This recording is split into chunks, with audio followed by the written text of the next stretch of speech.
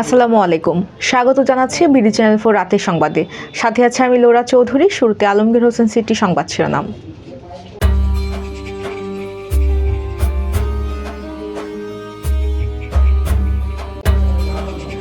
এবার ইলেকশনের ইঞ্জিনিয়ারিং হবে না, ইসি মাসুদ। অষ্টগ্রামে 19টি দেশীয় অস্ত্রসহ গ্রেফতার এক। নির্বাচনী প্রচারণায় আবারও বাধা ও হামলার শিকার কাজী রেহা কবির সিগমা। ইসলামপুরে ধানের শীষে ভোট চেয়ে কুদ্দুস খানের ব্যতিক্রমী প্রচারণা।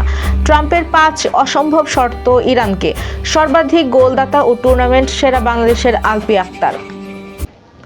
শুনছিলেন আলমগীর হোসেন সিটি সংবাদ শিরোনাম। এবার সিটি লেব বিস্তারিত।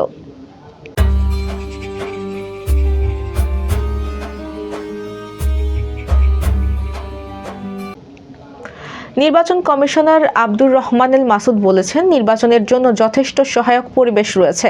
এবার কোনো ইলেকশন ইঞ্জিনিয়ারিং হবে না। আমরা বিভিন্ন জায়গায় যাচ্ছি জাতিকে একটি ভালো নির্বাচন উপহার দিতে। রিটার্নিং কর্মকর্তা, সহকারী রিটার্নিং কর্মকর্তা, নির্বাচনের কাজে নিয়োজিত প্রায় 18 লাখ কর্মকর্তা কর্মচারী, পুলিশ বাহিনী, বিজিবি, সেনাবাহিনী ও আনসার সবাই প্রতিজ্ঞাবদ্ধ। সেই ধরনের মানসিকতাও তাদের মধ্যে রয়েছে।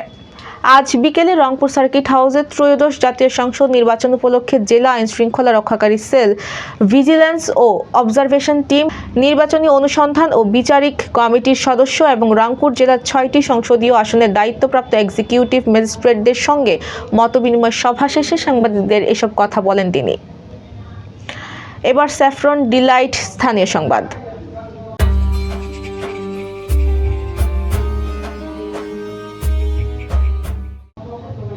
কিশোরগঞ্জের অষ্টগ্রামে একটি বিদেশি পিস্তল, একটি ম্যাগাজিন ও 19টি দেশীয় অস্ত্রসহ খোরশেদ খাঁ নামের এক ব্যক্তিকে গ্রেফতার করেছে যৌথ বাহিনী। আজ মধ্যরাতে অষ্টগ্রামে উপজেলার আবদুল্লাপুর বাজার এলাকায় অভিযান চালিয়ে তাকে গ্রেফতার করা হয়। গ্রেফতার খোরশেদ খাঁ অষ্টগ্রাম উপজেলার উত্তর আবদুল্লাপুর গ্রামের বাসিন্দা। পুলিশ জানায়, উত্তর আবদুল্লাপুর এলাকায় আগ্নেয়াস্ত্র ও দেশীয় অস্ত্রসহ সন্ত্রাসীরা অবস্থান করছে এমন তথ্যের ভিত্তিতে ওই স্থানে অভিযান পরিচালনা করে যৌথ বাহিনী। এই সময় খোরশেদ খানের বসত ঘরের বাথরুম থেকে বিদেশি পিস্তল, ম্যাগাজিন ও 19টি দেশীয় অস্ত্রসহ খোরশেদ খাঁকে গ্রেফতার করা হয়। পরে তাকে অষ্টগ্রাম থানা পুলিশের কাছে হস্তান্তর করা হয়। এই ঘটনায় গ্রেফতার খোরশেদ খাঁর বিরুদ্ধে অষ্টগ্রাম থানায় অস্ত্র আইনে একটি মামলা করা হয়েছে। মিঠামইনের বৈরাটি বাজারে নির্বাচনী গণসংযোগকালে আবারও বিএনপি সমর্থকদের দ্বারা বাধা ও হামলার শিকার হয়েছেন কিশোরগঞ্জ 4 আসনের স্বতন্ত্র সংসদ সদস্য প্রার্থী কাজী রেহা কবির সিগমা ও তার নির্বাচনী প্রচারণা টিম।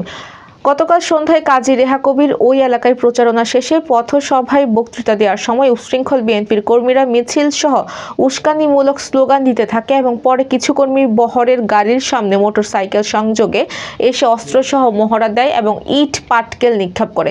এ সময় রেহা কবির সিগমার বেশ কয়েকজন নারী ও পুরুষ কর্মী বিএনপি কর্মীদের নিক্ষিপ্ত ইট পাটকেলের দ্বারা আঘাতপ্রাপ্ত হয়। পরে কাঠখাল পুলিশ তদন্ত কেন্দ্রের দায়িত্বরত পুলিশ সদস্যদের সহযোগিতায় এলাকা ত্যাগ করেন কাজী রেহা কবির সিগমা এবং তার নির্বাচনী প্রচারণা টিম। উল্লেখ্য, গত কয়েকদিন ধরেই কাজী রেহা কবির সিগমার নির্বাচনী প্রচারণায় বাধা প্রদানের ঘটনা ঘটে চলেছে। রাজনীতিতে ক্ষমতার দম্ভ নয়, বরং মানুষের প্রতি ভালোবাসা, বিনয় ও দায়বদ্ধতাই যে প্রকৃত নেতৃত্বের পরিচয়, তা আবারও প্রমাণ করলেন জামালপুর ইসলামপুর উপজেলার চরপুটিমারি ইউনিয়ন যুবদলের যুগ্ম আহ্বায়ক আব্দুল কুদ্দুস খান। আজ সকাল থেকে সারাদিন আসন্ন জাতীয় সংসদ নির্বাচনে ধানের শীষের মনোনীত প্রার্থী সুলতান মাহমুদ বাবুর পক্ষে চরপুটিমারি ইউনিয়নের বিভিন্ন এলাকায় গণসংযোগের অংশ নেন তিনি। এ সময় সাধারণ মানুষের কাছে গিয়ে অন্তত বিনয়ের সঙ্গে ভোট প্রার্থনা করেন তিনি এবং কোথাও কোথাও মানুষের পা ধরে দোয়া ও সমর্থন চান, যা এলাকাবাসীর হৃদয় ছুঁয়ে যায়। স্থানীয়রা জানান, আব্দুল কুদ্দুস খান দীর্ঘদিন ধরে এলাকার সুখে দুঃখে মানুষের পাশে থেকেছেন। কোনো প্রকার অহংকার বা ক্ষমতার প্রদর্শন না করে তিনি সবসময় সাধারণ মানুষের কাতারে দাঁড়িয়ে রাজনীতি করেন। তার এই ব্যতিক্রমী ও মানবিক আচরণে এলাকার ইতিমধ্যে ব্যাপক সাড়া পড়েছে। এবার জীবনদীপ হেলথ সেন্টার আন্তর্জাতিক খবর।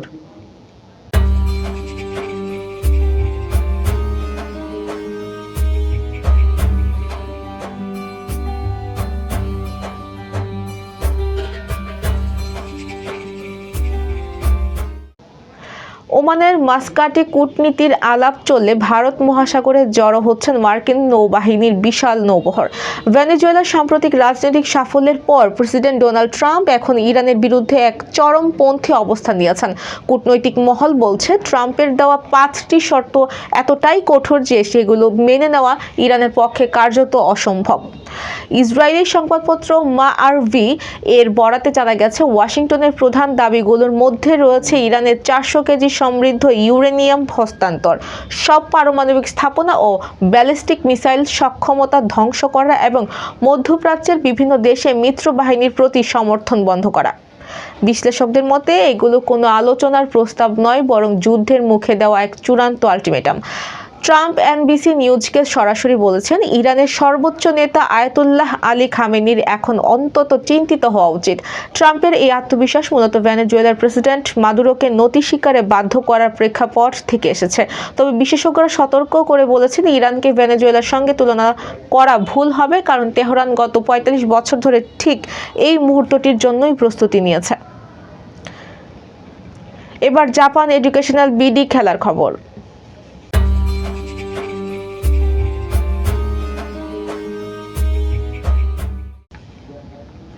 ফাইনাল শেষে মঞ্চে উঠে 2টি পুরস্কার নিলেন বাংলাদেশের আলপি আক্তার। সর্বাধিক গোলদাতার গোল্ডেন বুট ও টুর্নামেন্ট সেরা পুরস্কার গোল্ডেন বল জিতেও মুখে হাসি ছিল না বাংলাদেশের এই স্ট্রাইকারের। টুর্নামেন্ট জুড়ে দুর্দান্ত খেলা আলপি ফাইনালে গোল পাননি। দলও হেরে গেছে সবচেয়ে গুরুত্বপূর্ণ ম্যাচে। 2টি হ্যাটট্রিক সহ 7 গোল করেছেন পঞ্চগড়ের কিশোরী আলপি আক্তার। আলপি আক্তারের পায়ে কারুকাজের উপর ভর করেই বাংলাদেশ উঠেছিল ফাইনালে। পঞ্চগড়ের 2 স্টার বোদা উপজেলা ফুটবল একাডেমি থেকে উঠে আসা এই কিশোরীর দিকেই নজর ছিল সবার। তবে আসল ম্যাচে আলপি গোল পাননি, তাই ব্যক্তিগত জোড়া পুরস্কার জিতেও মুখে হাসি ছিল না তার। দর্শক, সংবাদ শেষ করার আগে ম্যাপেল ইন্টারন্যাশনাল স্কুল সংবাদ শিরোনামগুলো আরও একবার।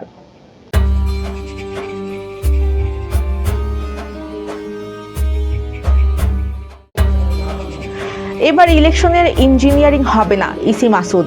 অষ্টগ্রামে 19টি দেশীয় অস্ত্রসহ গ্রেফতার 1। নির্বাচনী প্রচারণায় আবারও বাধা ও হামলার শিকার কাজী রেহা কবির সিগমা। ইসলামপুরে ধানের শীষে ভোট চেয়ে কুদ্দুস খানের ব্যতিক্রমী প্রচারণা। ট্রাম্পের 5 অসম্ভব শর্ত ইরানকে। সর্বাধিক গোলদাতা ও টুর্নামেন্ট সেরা বাংলাদেশের আলপি আক্তার। প্রিয় দর্শক, এই ছিল বিডি চ্যানেল 4 রাতের সংবাদ। সবাইকে পরবর্তী সংবাদ দেখার আমন্ত্রণ জানিয়ে আজকের মতো এখানেই বিদায় নিচ্ছি। সবাই ভালো থাকবেন, সুস্থ থাকবেন এবং নিত্য নতুন সংবাদ পেতে বিডি চ্যানেল 4 ফেসবুক পেজ ও ইউটিউব চ্যানেলের সাথেই থাকুন। আল্লাহ হাফেজ, শুভরাত্রি।